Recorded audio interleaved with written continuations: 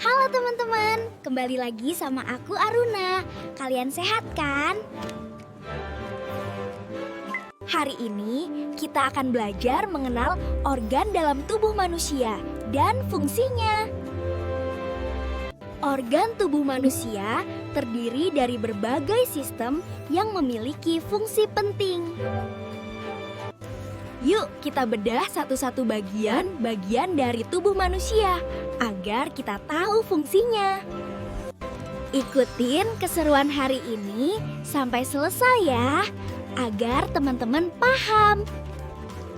Kepala melindungi otak yang menjadi pusat berpikir dan kendali tubuh kita semua.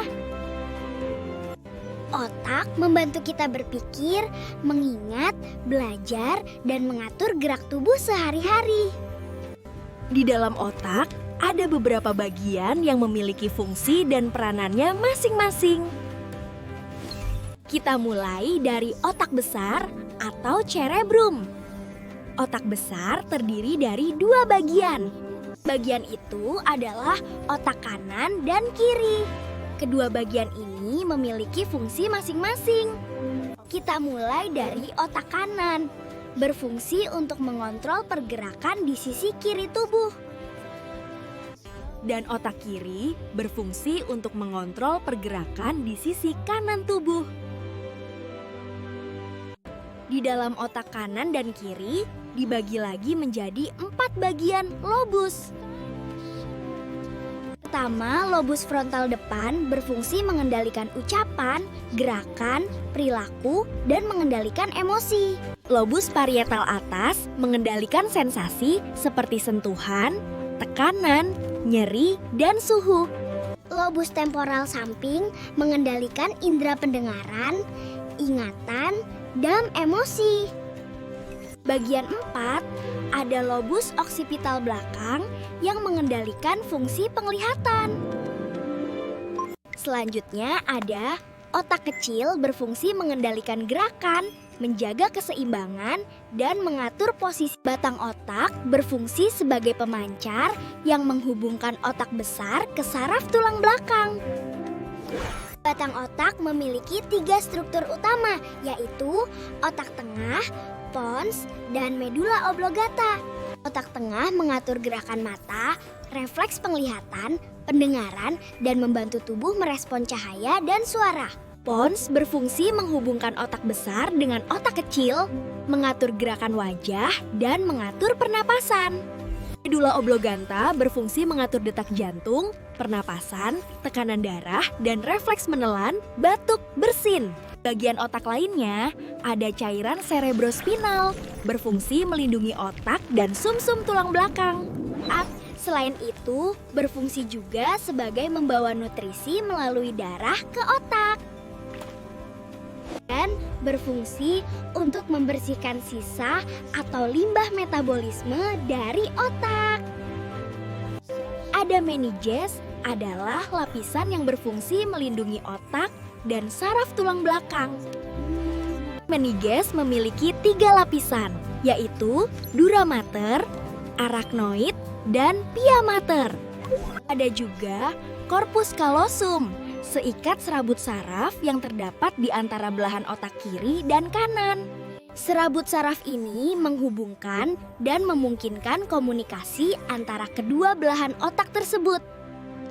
Selanjutnya, ada talamus, struktur dari otak tengah yang memiliki 2 lobus bagian.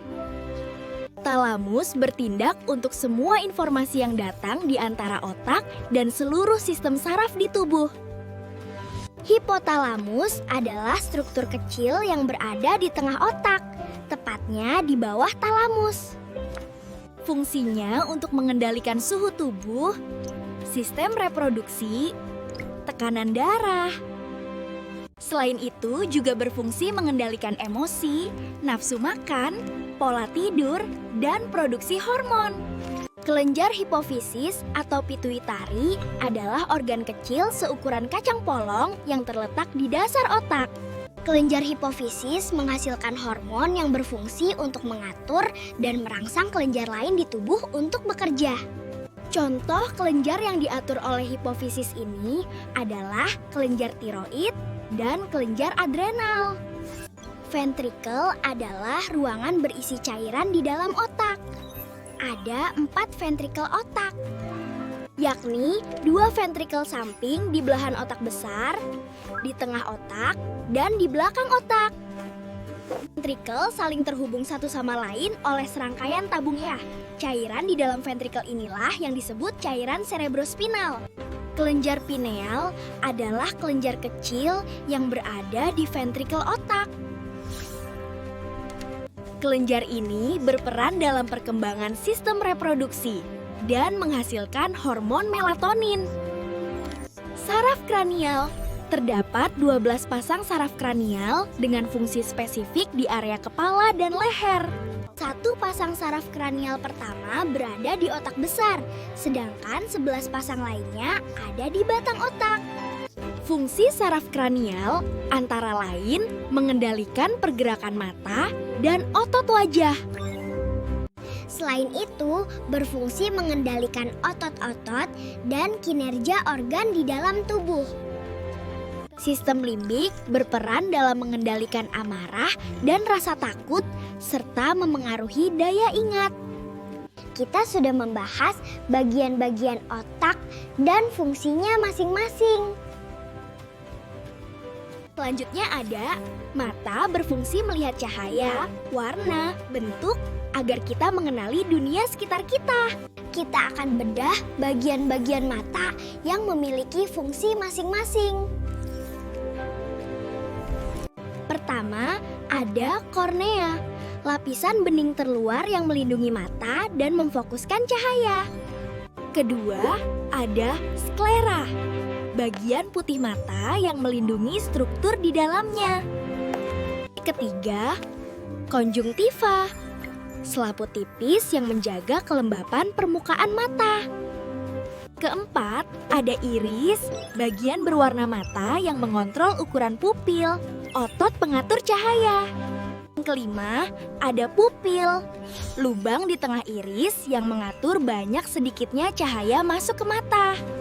Selanjutnya, ada lensa mata, membiaskan cahaya agar jatuh tepat di retina. Selanjutnya, ada koroid membran, kaya pembuluh darah yang memberi nutrisi pada retina. Retina, lapisan sensitif cahaya di belakang mata yang mengubah cahaya menjadi sinyal saraf. Makula, bagian tengah retina untuk penglihatan sentral yang tajam dan detail. Vitreous humor, cairan bening seperti gel yang mengisi rongga mata dan menjaga bentuknya. Berikutnya ada saraf optik, membawa sinyal visual dari retina ke otak. Kita sudah membahas bagian-bagian mata dan fungsinya masing-masing. Selanjutnya ke bagian telinga, fungsinya mendengar dan memproses suara untuk komunikasi. Kita akan bedah bagian-bagian telinga yang memiliki fungsi masing-masing. Daun telinga bagian yang terlihat berfungsi menangkap dan mengarahkan gelombang suara ke liang telinga. Liang telinga, saluran yang menyalurkan suara ke gendang telinga. Gendang telinga membran tipis yang bergetar saat terkena gelombang suara, memisahkan telinga luar dan tengah. Tulang-tulang pendengaran, 3 tulang terkecil di tubuh, martil, landasan, sanggurdi. Ketiganya memiliki fungsi menghantarkan dan memperkuat getaran dari gendang telinga. Tuba eustachius menghubungkan telinga tengah dengan rongga belakang hidung untuk menyamakan tekanan udara. Koklea berisi cairan dan sel rambut yang mengubah getaran suara menjadi sinyal listrik. Lalu, sinyal listrik itu dikirimkan ke otak melalui saraf pendengaran. Vestibulum, bagian penghubung antara koklea dan saluran semisirkularis yang juga membantu keseimbangan. kita sudah membahas bagian-bagian telinga dan fungsinya masing-masing. Lanjutannya ada hidung berfungsi mencium bau, membantu menyaring udara masuk agar tetap segar. Kita akan membahas bagian-bagian hidung dan fungsinya masing-masing. Vestibulum nasi, bagian paling depan rongga hidung yang dilapisi rambut hidung untuk menyaring debu kasar. Septum hidung, dinding tulang rawan yang membagi rongga hidung menjadi sisi kanan dan kiri. Rongga, 3 tonjolan tulang di setiap sisi rongga superior, medius, inferior yang dilapisi jaringan lunak. Konka berfungsi untuk menghangatkan, melembabkan, dan memurnikan udara. Area olfaktori, area di bagian atas rongga hidung yang berisi saraf-saraf pembau untuk mendeteksi aroma. Selaput lendir menghasilkan ingus untuk menjebak debu, bakteri, dan melembabkan udara. Sinus paranasalis, rongga-rongga berisi udara di sekitar hidung, di dahi, pipi, di antara mata. Sinus paranasalis berfungsi untuk membantu melembabkan dan menyaring udara. Nasofaring, bagian belakang rongga hidung yang menghubungkan hidungnya dengan tenggorokan. Kita sudah membahas bagian-bagian hidung dan fungsinya masing-masing. Selanjutnya ada mulut berfungsi memulai pencernaan, berkomunikasi, serta melakukan pernapasan. Kita akan membahas bagian-bagian mulut dan fungsinya masing-masing. Pertama, ada bibir bagian luar untuk menutup mulut, mendeteksi suhu, dan membantu bicara. Kedua, ada gigi seri, taring, dan geraham untuk memotong dan mengunyah makanan. Ketiga, ada namanya gusi, jaringan yang berfungsi untuk menopang gigi. Keempat, ada lidah otot untuk menggerakkan makanan, berbicara, dan merasakan papila pengecap. Kelima, ada langit-langit mulut. Atap mulut keras dan lunak memisahkan rongga mulut dari hidung. Selanjutnya ada pipi mukosa atau selaput lendir, menjaga kelembapan dan membatasi area mulut. Selanjutnya, kelenjar ludah menghasilkan air liur yang mengandung enzim pencernaan. Enzim pencernaan seperti amilase dan lipase serta lisozim antibakteri. Lalu ada uvula, tonjolan di belakang langit-langit lunak, mencegah makanan naik ke hidung. Kita sudah membahas bagian-bagian mulut dan fungsinya masing-masing.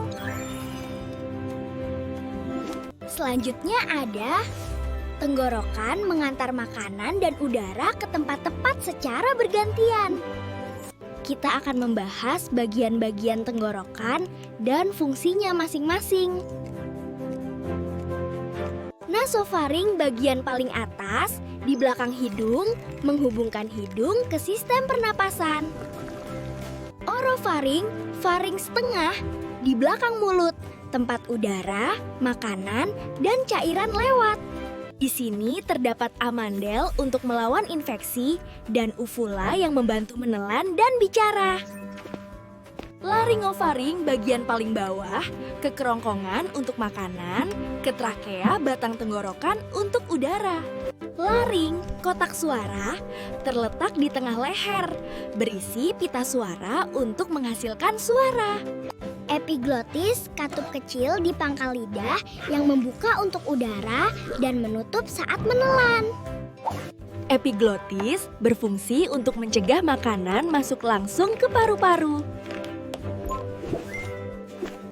Tonsil atau amandel, jaringan limfoid di orofaring untuk membantu melawan infeksi.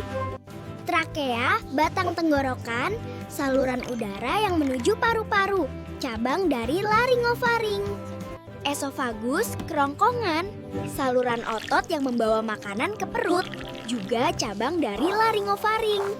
kita sudah membahas bagian-bagian tenggorokan dan fungsinya masing-masing.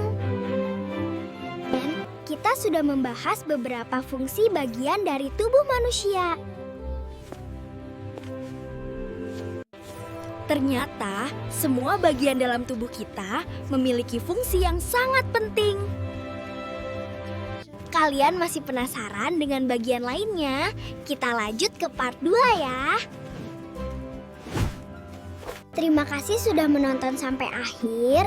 Jangan lupa like, comment, subscribe ya.